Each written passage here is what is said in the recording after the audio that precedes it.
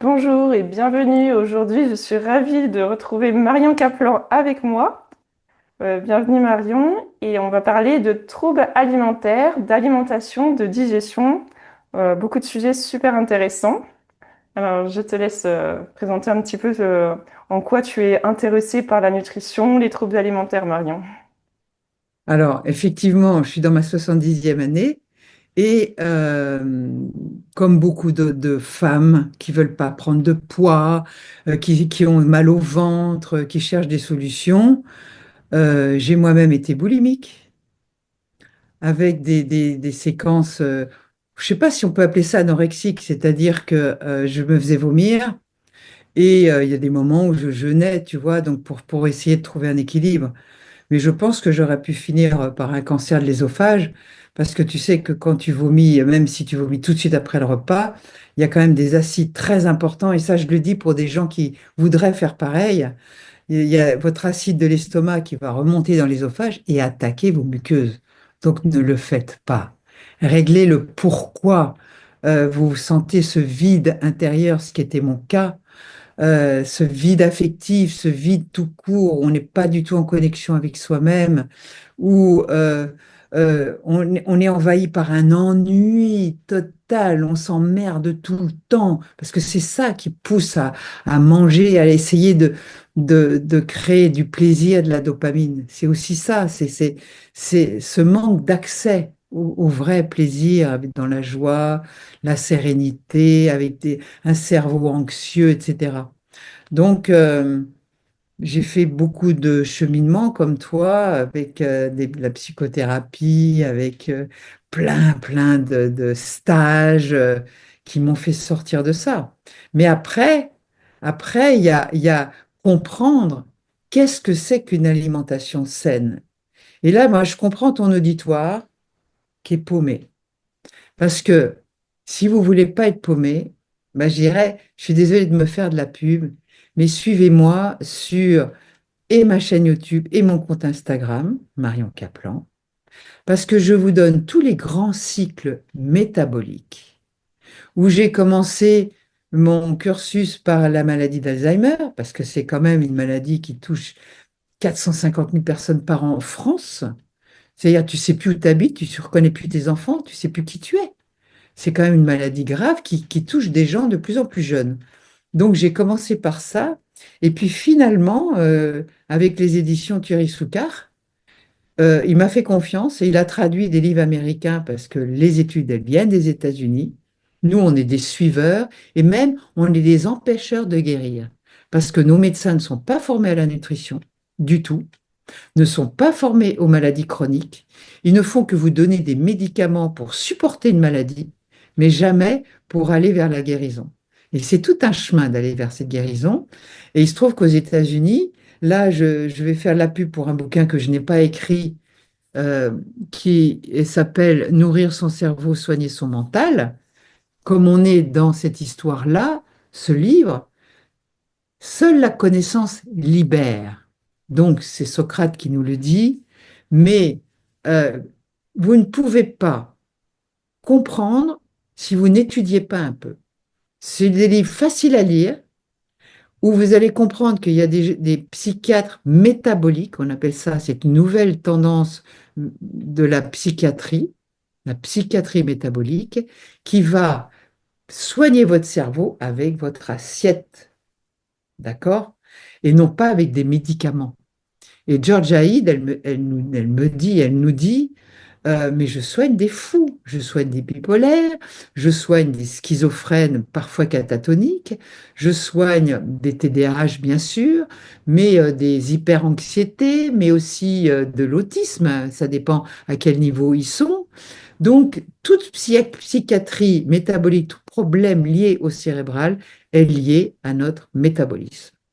Et il faudra considérer aujourd'hui comme le cerveau comme un organe à part entière, c'est un organe métabolique.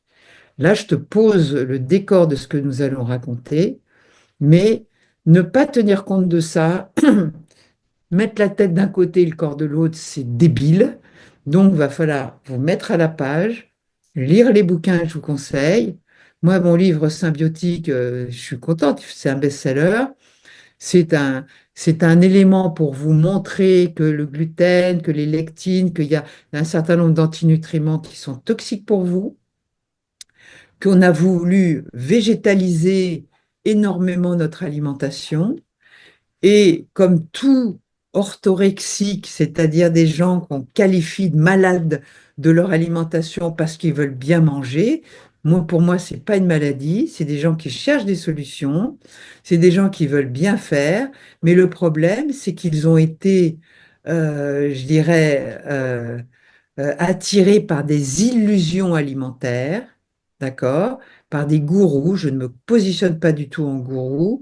Je me positionne en quelqu'un qui a envie de savoir, qui vous donne gratuitement sur Instagram, sur YouTube, des éléments pour que vous compreniez. Après, à vous de tester, à vous de mettre en place ce que vous avez découvert, qui sont des études publiées sur Nature et Science et PubMed, Nature et Science, quand même, ça a été les ouvrages de prix Nobel, donc c'est pas n'importe quoi non plus.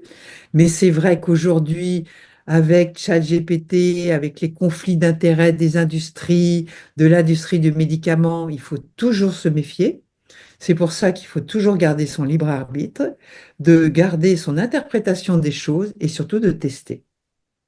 Et c'est ce que je fais pour vous, parce que je peux passer du temps à le faire, parce que quelque part, c'est mon métier. Je ne reçois personne en consultation, donc je suis libre de ne pas vous consulter, mais de vous donner gratuitement des conseils que j'ai appliqués pour moi-même étant une bonne TDAH, hein, puisque je suis née par césarienne, élevée au lait de vache et aux antibiotiques. Et on le sait que les 1000 premiers jours, mais aussi la grossesse, sont primordiaux pour que vous ayez un bon microbiote. Et vous allez comprendre que votre microbiote de l'intestin est relié au microbiote de votre tête. Et c'est pour ça que ça passe par votre assiette, parce que il communique en permanence à travers les gaz, à travers des bactéries, à travers votre nerf vague, mais qu'il faut nourrir ce cerveau et qu'il y a des choses qui ne passent pas la barrière hémato-encéphalique et il y en a qui passent. Et c'est ça qu'il faut essayer de comprendre. Merci Marion pour cette belle présentation. C'est vrai que c'est un sujet très complexe, le lien entre le cerveau et le système digestif. Moi, je suis ostéopathe spécialisée dans la digestion et les troubles alimentaires et j'ai écrit un article scientifique sur les gaz expirés avec une technique voilà, sur le foie. Donc, j'ai fait sur 100 personnes et en fait, j'étais passionnée par ça parce que quand je suis tombée dans l'anorexie, on m'a forcé à manger. Donc, j'ai eu la sonde nasogastrique. Donc, il faut voir aussi un peu ce qu'il y a dans la sonde parce que bon, c'est des aliments vraiment très transformés dans ce cas-là. Mais Ah moi, oui, mon corps, il a rejeté la sonde nasogastrique, c'est-à-dire que j'avais une grande diarrhée et j'ai perdu encore plus de poids avec la maladie de Crohn.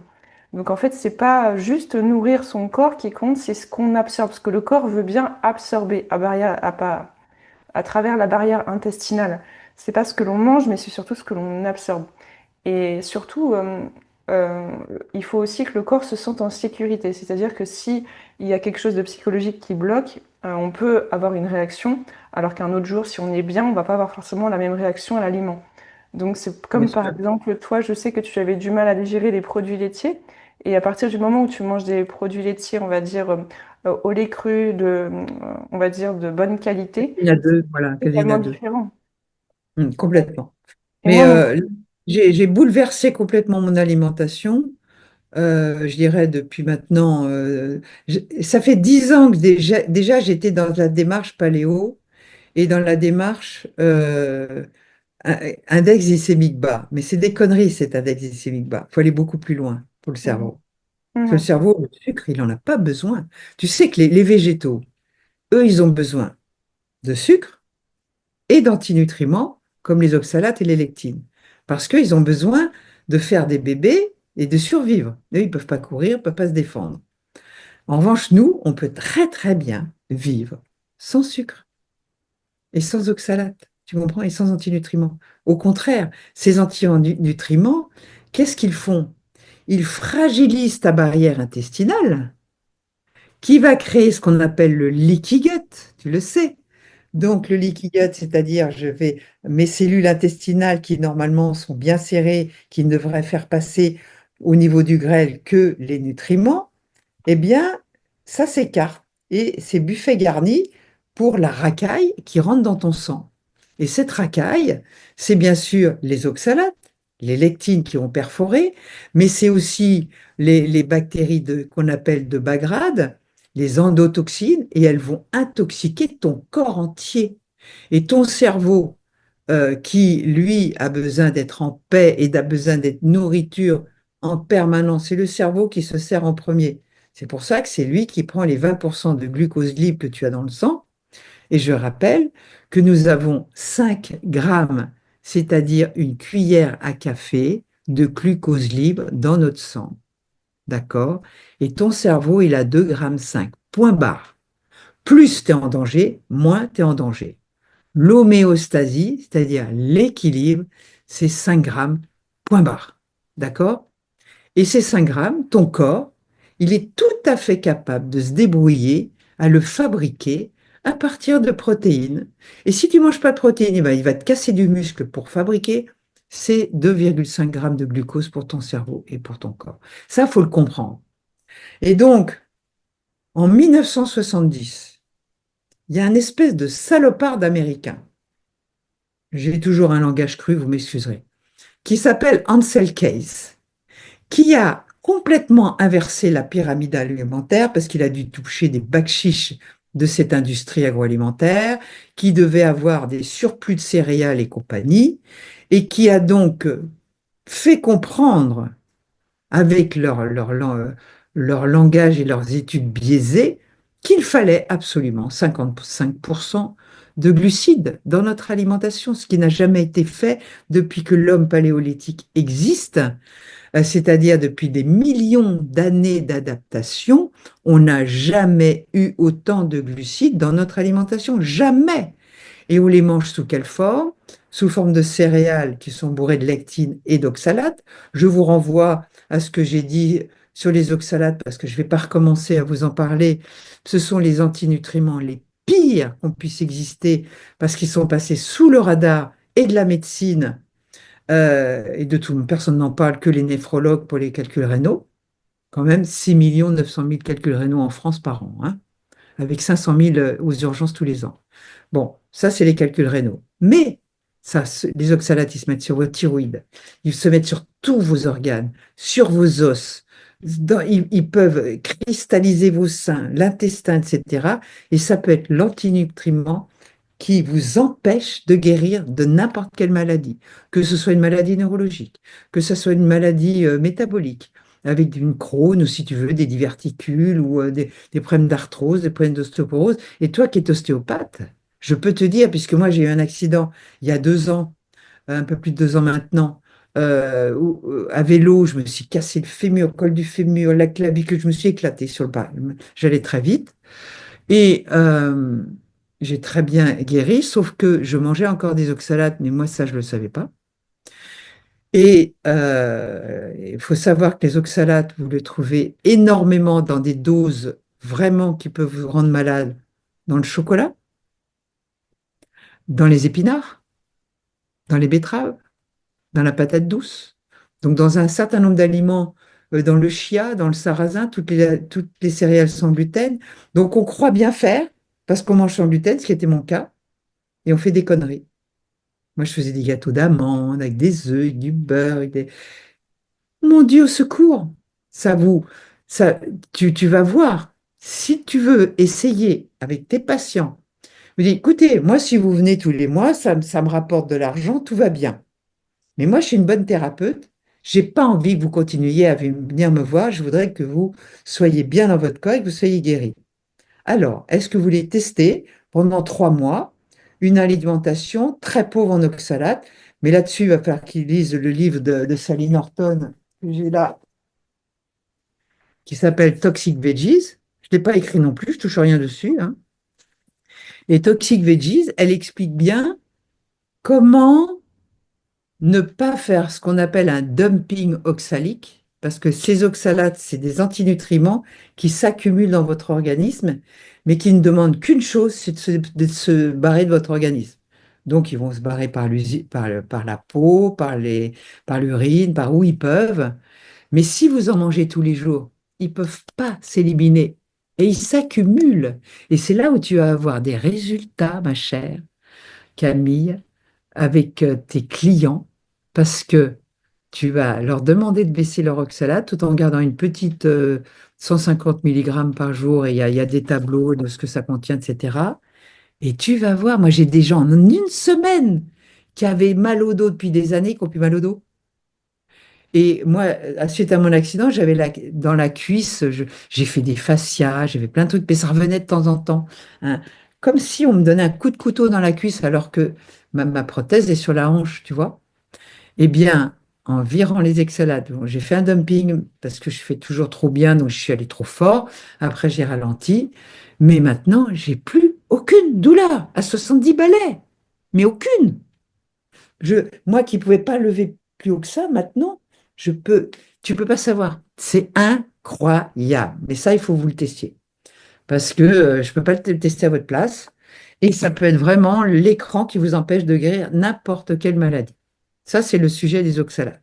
Mais comme ces oxalates et les lectines qui sont contenus dans les céréales, mais aussi dans les solanacées, comme les pommes de terre, les oignons, etc., les pommes de terre, tomates, poivrons, aubergines, et toutes les céréales et légumineuses, il va falloir vous acclimater à, en tout cas, y aller mollo là-dessus, parce que sinon, vous aurez toujours un intestin perméable. Leaky gut, on appelle ça leaky gut égale leaky brain, perméabilité du cerveau. Et votre ocytocine, vos GABA, tout ça, ils peuvent pas, c'est pas possible. Il faut nourrir votre cerveau. Et on ne peut pas le nourrir avec des végétaux. C'est impossible. Et tu le sais, tu as dû en parler. Moi, je n'ai pas écouté ce que tu disais. Je suis désolée. Mais le fer d'un végétal n'est absolument pas absorbable, ou tellement peu que tu n'en as pas assez. Le Mm. fer héménique que tu trouves dans la viande rouge et surtout dans les abats, tu ne le trouveras nulle part dans le règne végétal. Alors moi, j'ai Ton... été, Marion, Ouais, en fait, tu sais, quand j'étais hospitalisée, j'ai été transfusée en sang et ils m'ont fait au début une perfusion de fer. Et moi, j'ai été végétalienne pendant 7 ans, donc ouais. j'avais pas de B12, pas de fer. Et en fait, ce qui m'a sauvée, c'est de remanger du foie et du boudin noir. Mais Et il absolument. n'y a que ça qui fonctionnait parce que même les transfusions de sang, j'étais en anémie, mais vraiment à 8 d'hémoglobine et vraiment, mais dans un état catastrophique. Tu vois, je ne vivrai peut-être pas des décennies, je m'en fous. Moi, ce que je veux, c'est vivre en bonne santé. Je peux avoir un accident, tout peut arriver. Mais au moins, j'aurais été un lanceur d'alerte. J'ai été végane moi-même pendant 3 ans, hein, donc je sais ce que c'est. Euh, ce sont des gourous américains qui ont lancé cette mode-là. On Hmm. a des gourous français qui nous ont fait prendre des jus à tire-larigot. Et moi, j'avais des gens qui m'appelaient, Madame Caplan, je ne sais plus quoi faire. Mon intestin, mon tube digestif est en inflammation, je ne sais plus quoi manger. J'ai dit, vous allez prendre du beurre, vous allez prendre du foie, vous allez prendre les bonnes graisses bourrées de DHA. Et il y a même une arme secrète dans le suif, dans la graisse de bœuf, que tu ne trouveras nulle part dans le règne végétal. Et aujourd'hui, on sait que les poissons, les bois de microplastiques, ça devient infernal. Manger de la viande issue d'élevage à l'herbage. Alors là, j'en ai eu un nouveau. Là, j'ai Feroz Food qui est génial, mais j'en ai un autre qui, attends, comment il s'appelle? Là, c'est tout à fait récent. Il a aussi un élevage formidable en Normandie, non vacciné. Ah oui, j'ai mis Oui, ça tombe bien parce que mon conjoint, il est agriculteur bio aussi. Et c'est vrai qu'on est Viande vraiment. Bio Normandie. Si tu veux, je te donnerai le lien. Hmm. Attends, il faut que je réactive mon téléphone. Mais Le bœuf d'herbe ou quelque chose comme ça, le bœuf peut-être. vert, très bien. Tout ça, ce Hmm. sont des animaux très bien élevés qui sont, qui sont élevés. Voilà, présentation de la ferme. Mais qui sont vraiment finis à l'herbe, Leur justement. site, leur site, c'est viande-bio-de-normandie.fr. Hmm. Viande bio de Normandie avec des tirets partout. Là, vous pouvez y aller. Ils ont de la graisse de bœuf, ils ont des bouillons d'os, ils ont des vaches qui sont à l'herbage, finies à l'herbage, c'est très important parce qu'il y a des fois des viandes à l'herbage qui sont finies aux ensilages, d'accord? En général, l'abattoir est tout à côté de chez eux et ils sont habitués à monter toujours dans la même bétaillère, ce que je ne savais pas. Donc les vaches ne sont pas stressées et elles sont abattues au petit matin tout de suite. Moi, je veux mourir comme une vache à l'herbage, hein. Mhm. Parce que quand on voit les pauvres personnes qui sont en train de crever dans des EHPAD, j'ai une copine, sa mère a plus de 95 ans, elle est sourde, aveugle, grabataire, elle souffre et on ne veut pas l'aider à mourir. Mais Oui, c'est quoi ça? qu'on mange à l'hôpital, c'est une catastrophe parce que moi qui étais Quelle hospitalisée il y a horreur! longtemps, moi pour manger de la viande à l'hôpital, c'était une torture. Pour moi, c'était pas de Alors la viande. bien sûr qu'il y a des études sur les viandes cancérigènes. C'est lesquelles? C'est les viandes d'élevage intensif. Celles-là, ne les mangez pas. Tant pis, ça va vous coûter 2-3 € de plus. Et encore, quand vous achetez directement, c'est pas forcément plus cher. Moi, je me fais livrer par Chronofresh. Je les mets au congélateur. Ça n'abîme absolument pas ni les minéraux qui sont biologiquement actifs. Vous avez du zinc, vous avez du fer, vous avez de la B12, vous avez de la vitamine A, vous avez tout pour votre cerveau. Tout. À la limite, vous n'êtes même pas obligé de manger une salade avec. Vous mangez votre foie avec de la graisse de bœuf. Vous le cuisez au vitaliseur. Parce que il y a des vitamines comme la B1 qui est thermosensible. Il y a de la vitamine C dans les abats. Donc, si vous les cuisez à la vapeur, vous ne détruirez pas ces vitamines thermosensibles. Vous mettez une graisse de bœuf avec un peu de... Moi, je mets du bouillon d'os concentré dedans, mélangé avec de l'ail et tout. C'est trop bon. C'est délicieux. Mais on nous a tellement mal éduqués à, à- dans ces illusions alimentaires où on vous dit le végétal, il est pur, il est sain, mais ils fabriquent des zombies, des gens qui sont mal dans leur peau, qui sont anxieux, qui n'ont pas accès à la joie, qui n'ont plus de mémoire ou qui ont du mal à se concentrer, et bien sûr tout le tube digestif, hein, bien entendu. Mais notre cerveau, a Mm. besoin de gras, de DHA, de minéraux et de vitamines biologiquement actifs. Vos mitochondries ont besoin de se faire de ce zinc, de ce magnésium que vous trouverez dans des citrates, mais aussi dans les abats. Et puis c'est bon, le végétal va être... moi j'aime les légumes, et je mange les légumes sans oxalate, sans lectine, et tout va bien. Avec ma bonne huile d'olive, un peu d'huile MCT. L'huile MCT, c'est extraordinaire. L'huile MCT, c'est ou TCM, ça dépend de la langue dans laquelle on parle. C'est une huile issue de la graisse de coco, d'accord? C8, C10 ou C8. Moi, je l'achète par Internet et elle a une capacité extraordinaire de découpler tes mitochondries. Je vais en parler le 11 septembre lors d'un live sur un livre qui sort de Stephen Gundry. Stephen Gundry, c'est celui qui a mis en alerte, et j'ai été une des premières à en parler d'ailleurs aussi, sur les lectines dans son paradoxe des plantes. D'accord? Il a également édité aux éditions de Fabrice Midal Ces légumes qui nous empoisonnent. OK? Et je ne sais plus pourquoi je te parlais de guano. Oui, donc sur les découplages des mitochondries, il faut comprendre que vos mitochondries, on en a dans le cerveau, on en a énormément, on en a énormément dans ce qui demande de l'énergie. Donc dans vos muscles squelettiques. C'est pour ça qu'on vous dit le passeport de la longévité, c'est de se muscler, de faire des steps, de faire un peu de pompe, de faire un petit peu d'haltère, des choses comme ça. C'est pas la peine d'aller courir des marathons pendant des décennies, ça sert à rien que de vous oxyder.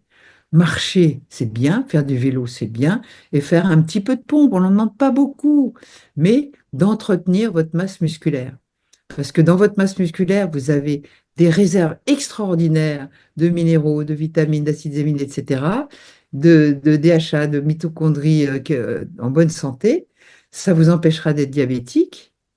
Et vous en avez beaucoup, beaucoup. Vous avez plusieurs milliers de mitochondries dans chaque cellule qui demandent beaucoup d'énergie, dans le cœur, dans les muscles et dans le cerveau.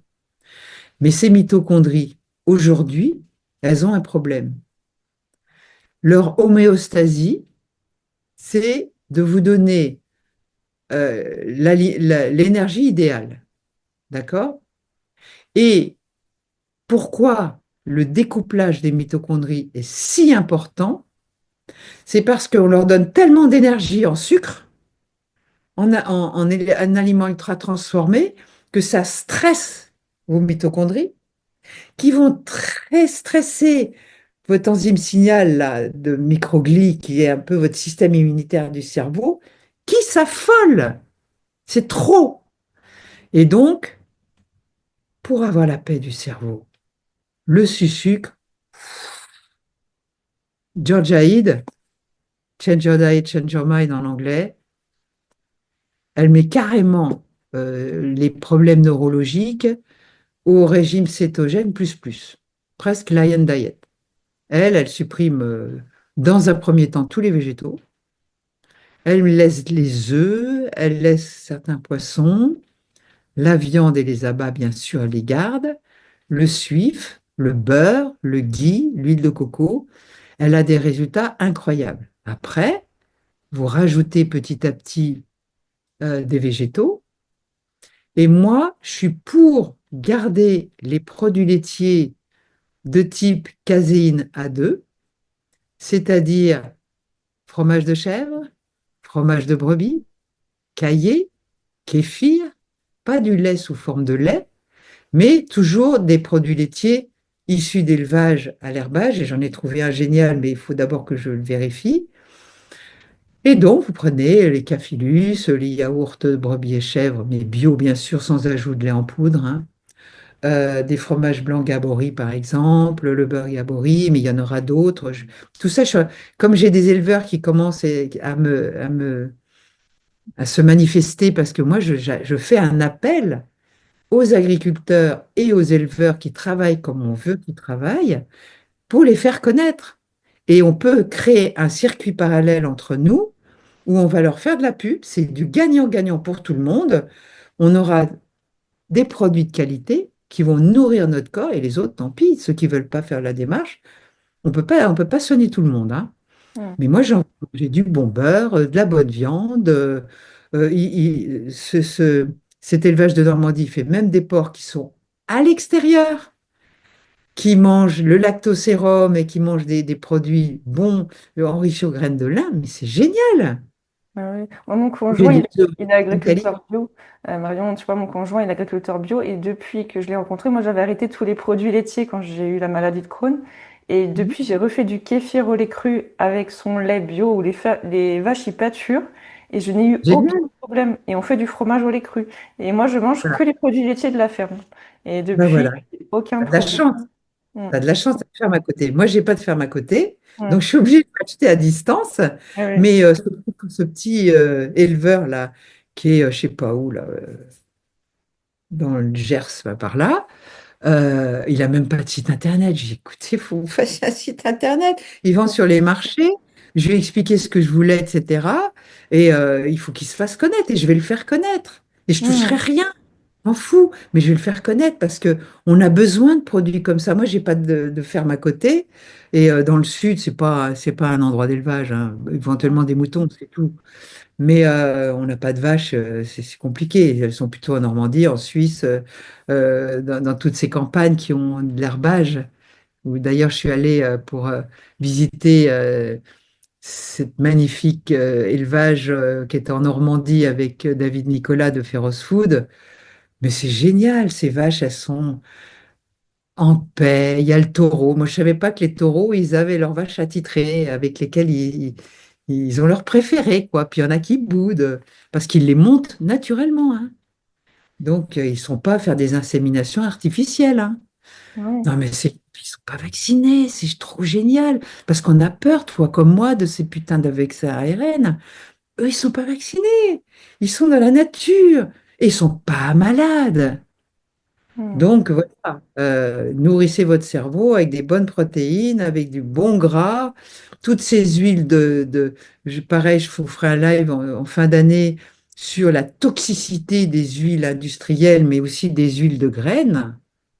Il n'y a que l'huile d'olive pour nous et peut-être d'avocat, donc des huiles de fruits qui sont les seules qu'on puisse consommer. Vraiment. Si vous voulez manger des frites, faites-les à la graisse de bœuf, comme ça se faisait avant d'ailleurs. Hein? Ouais, ouais, ça n'a rien à voir. Et Rien à justement, voir. qu'est-ce que tu penses justement de la prise en charge des troubles alimentaires? Parce que moi, quand je suis tombée malade à 14 ans, à part me dire de manger ce qu'il y avait à l'hôpital, il n'y avait pas une prise en charge complète. C'est-à-dire que moi, j'étais malade, on me disait de manger, on m'a forcé à manger aussi, j'ai eu la sonde. Et en fait, ça a empiré mon état. J'ai rechuté par la suite. Et Bien surtout sûr, et ça dans la empire ton état. malnutrition. On ne te donne pas l'alimentation pour ton cerveau. On affame ton cerveau. Il faut savoir que plus tu manges de sucre et de glucides, le sucre, c'est autant votre pizza, votre pâte, votre pain, votre croissant, que vos fruits, que tout ça, c'est trop. C'est trop pour notre organisme. Eh bien, votre cerveau est dans une mer de glucose et il n'y a pas accès. Il ne peut pas le prendre. Lui, votre cerveau, vous savez ce qu'il veut comme énergie? Il veut des corps cétoniques. Mais Mm. ces corps cétoniques, si vous mangez des glucides, vous n'y avez pas accès. Mm. Et Il dans faut l'anorexie, on retrouver a peur du gras. En fait, les anorexiques, ils enlèvent le gras en premier et la viande. Donc du coup, bah, on n'a plus rien pour faire fonctionner le cerveau. Et là, c'est la dépression assurée, quoi. absolument. Et les Mm. corps cétoniques, vous soignez, vous faites même, vous réveillez des fois des Alzheimer. Mm. Mais pour avoir accès aux corps cétoniques, moi j'étais 6 mois vraiment en inflexibilité métabolique. Et j'ai mis beaucoup de temps parce que j'ai porté un capteur pendant presque un an, pour comprendre mon métabolisme, le stress entraînant une sortie du sucre de votre sang par le cortisol. Il y a tous ces éléments-là qu'il va falloir régler et retrouver une flexibilité métabolique. C'est vrai qu'à 70 balais, j'ai eu plus de dégâts qu'à 30 ou 40 ou même 50 ans. Donc, les jeunes vont retrouver une flexibilité métabolique beaucoup plus facilement. Il y a aussi un génotype qui fait qu'il y a des gens génétiquement qui ont des mauvais programmes et qui vont être plus facilement en inflexibilité métabolique. Il y a tout ça dont il faut tenir compte. Et bien sûr, re- recoloniser notre intestin avec des bonnes bactéries. Moi qui ai toujours eu un microbiote délabré, je prends certains probiotiques, mais je ne peux pas vous le dire maintenant parce qu'il y a plein de tests qu'on est en train de faire, mais vous le saurez. Je sors un livre en avril 2026 chez Thierry Souka, où il y aura tout, lectine, oxalate, résistance à l'insuline, sucre mental, il y aura tout. Là, je vous fais une combinaison de toute ma science, mais il ne sort qu'en avril. Et croyez-moi, je vais vous mettre quelques recettes aussi pour que vous compreniez que c'est gourmand, qu'on n'est pas à s'affamer, que Mm. c'est bon. J'ai même trouvé un sucre extraordinaire, mais qu'on ne trouve pas en France. Il faut l'acheter par Internet, la lulose. Et c'est pourtant publié sur PubMed partout que c'est cette allulose, A2LULOSE, que vous trouvez sur iHerb, iherb.com. Ils vous livrent des États-Unis. Pour les 900 grammes, ça coûte 12 euros, mais comme vous en mangez moins, c'est pas grave. Il se comporte comme le sucre, il peut même caraméliser. Vous pouvez faire des desserts formidables. Je vais en mettre dans mon livre parce que j'ai mes gourmandises aussi. Et au moins, pour ceux qui ont le bec sucré, ça leur permettra de ne pas être frustrés et de temps en temps de se faire un vrai plaisir avec de la bonne crème crue, des bons œufs, de la lulose, de la vanille, de la coco. On peut se régaler, vraiment. Donc, c'est pas un régime, c'est un mode de vie paléolithique qui remet notre métabolisme et notre cerveau métabolique dans ce qu'il était il y a des millions d'années et il y a encore 12 000 ans. Aujourd'hui, rien ne va plus. Il faut recoloniser notre intestin avec les bonnes souches de bactéries parce qu'on a perdu des continents de familles de bactéries. Et c'est pour ça qu'on n'arrive plus à contrer les oxalates, les lectines, qu'on a du mal à absorber, qu'il n'y a plus de récepteurs. C'est tout un bazar, vraiment. Et oui, je pensais justement, Marion, on dit souvent qu'il faut manger des fibres pour le transit. Qu'est-ce que tu penses de ça aussi? Parce que moi, j'avais le ventre d'une femme enceinte. Plus je mangeais des légumes et tout, j'avais le ventre, mais vraiment, vraiment une femme enceinte. Igual, comme on dit. Alors, cette histoire de fibres, c'est encore une illusion alimentaire. Moi qui étais une constipée, mais tu peux pas savoir, hein, j'aurais pu finir avec un fécalome. Hein.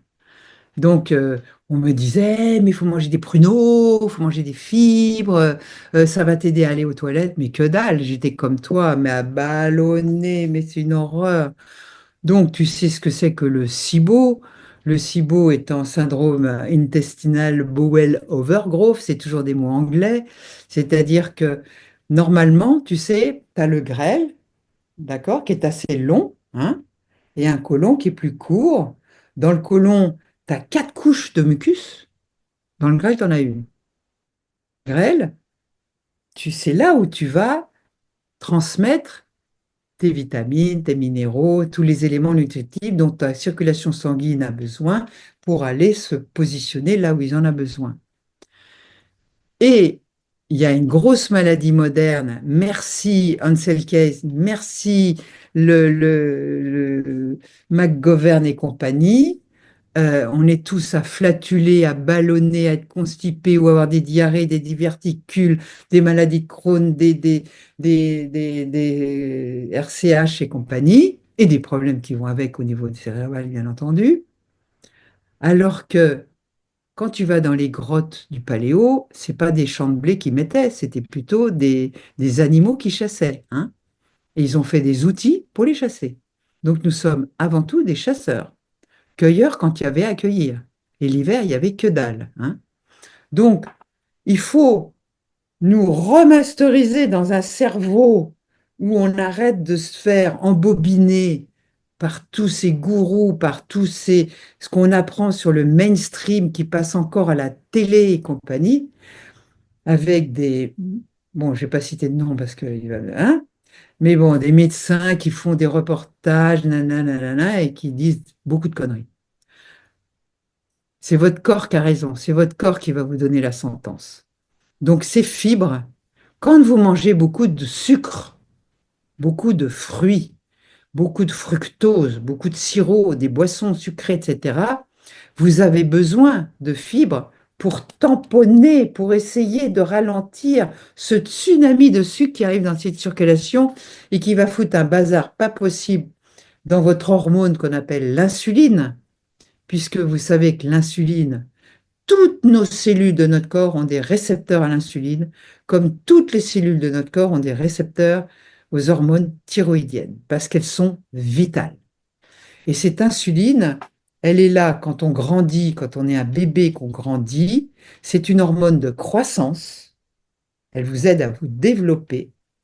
Et c'est une hormone pour ouvrir la cellule, pour faire rentrer le sucre dans la cellule. D'accord? Mais si la cellule est saturée de sucre, elle veut plus ouvrir la porte. Elle dit, ça va pas, non? Qu'est-ce que tu m'amènes? Ton jus d'orange, ton jus de fruits même bio, euh, ton ananas entier, ou ta pizza, tes pâtes, plus ce soir, je vais manger un croque-monsieur ou un McDo. Mais attends, ça va pas, non? C'est trop de glucides, tout ça. Donc bien sûr que dans ces cas-là, les fibres peuvent aider, mais c'est juste aider.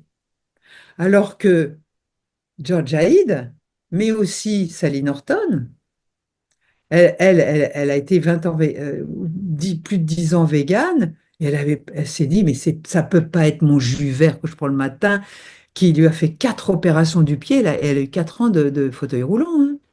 Fauteuil roulant.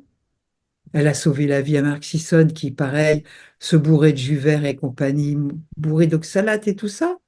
Et ça peut faire des invalidations, on est en invalidité osseuse, hein, vraiment.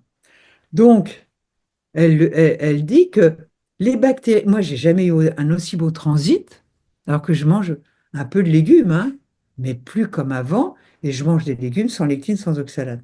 Mm. On- Et il y a des gens qui font de la carnivore diet. Moi, je peux pas le faire parce que j'aime quand même les légumes. Donc, je mange des salades, des embrouilles, des machins, des choux, hein, qui ont un bon transit, qui n'ont pas de problème, parce que les bactéries elles-mêmes, elles émettent des déchets. Et ces déchets, elles vont dans votre transit, elles vont être éliminées. Et ça vous fait des crottes bien cool et tout va bien. Donc, c'est encore une illusion, c'est encore une légende. Mm. C'est une légende. Voilà. Mais de là à ce qu'on sort de la légende, ça va mettre du temps, hein. D'accord. Et Marion, concernant les horaires des repas, justement, comment tu conseilles justement pour Bah, parce qu'il y en a, ils disent, oh, il faut faire le jeûne intermittent, tout ça, ça c'est la grande question. Alors, l'idéal, on va partir d'un idéal, après on fait ce qu'on peut, hein. C'est vrai que la chrononutrition, même si Delabos dit aussi beaucoup de conneries, je suis désolée de le dire, sur ce sujet-là, il s'est synchronisé sur les vrais métabolistes en chronobiologie Mm. et il a aménagé ça avec de la nutrition. Alors, c'est vrai que c'est mieux de faire le premier repas. Je ne sais pas à quelle heure les gens se lèvent, est-ce qu'ils ont faim, mais c'est mieux de faire un premier repas protéiné, sans antinutriments et sans sucre. Donc, vous pouvez choisir toute la panoplie des fromages de bonne qualité, des œufs de bonne qualité, des viandes, pourquoi pas, du poulet mayonnaise ou des œufs mayonnaise si vous voulez le matin, hein. Il n'y a pas de règle. Mais on a voulu nous faire manger sucré le matin. Ce qui Mm. fait qu'à 10 heures, tout le monde est à la machine à café parce qu'il est mort de faim ou il a un coup de barre. Et vous verrez qu'en mangeant protéiné le matin, vous n'aurez pas de coup de barre et vous ne serez pas à la machine à café. Mm. Donc ça, c'est l'idéal. Ensuite, à midi, un vrai repas avec des protéines toujours, un peu de légumes si vous voulez. Mais dans ce que je conseille, c'est vraiment les céréales. Moi, c'est pas de céréales du tout, ni légumineuses. Mais si vous voulez en manger, ce sera vraiment en toute petite quantité. Si on vous propose du riz, c'est une cuillère à soupe. Si vous faites 1,90 m avec 110 kilos, vous pouvez manger 2 cuillères à soupe et que vous faites du sport derrière. C'est là où après, il faut voir si vous faites un sport intensif, vous êtes bien musclé, etc.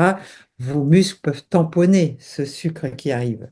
Mais faites attention, si comme toi, tu es plutôt fine et que vous voulez prendre du vrai poids, donc activez mTOR, mTOR qui est une enzyme signal qui va dire à vos muscles de grandir, parce que vous voulez prendre du poids, c'est pas de la graisse que vous voulez prendre, c'est du muscle. Donc pour prendre du muscle, il y a la leucine, qui est un très très bon produit. Si vous voulez pas vous bourrer de viande, etc., vous prenez de la leucine, ça existe en complément alimentaire. Vous prenez de la créatine qui monohydratée avec des probiotiques, ça peut vous aider aussi.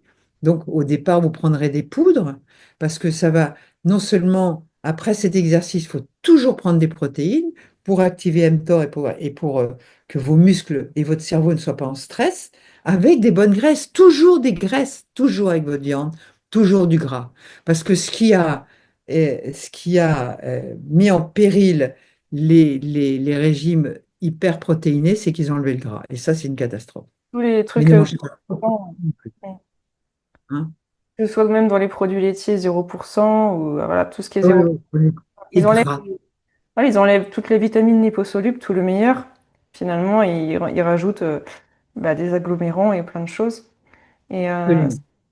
c'est vrai que sur la nutrition, moi, à un moment donné, au début, j'étais tellement stressée que je mangeais pas la journée. Je faisais un gros repas le soir, ce qui fait que j'avais un gros ventre et le matin, j'avais pas faim.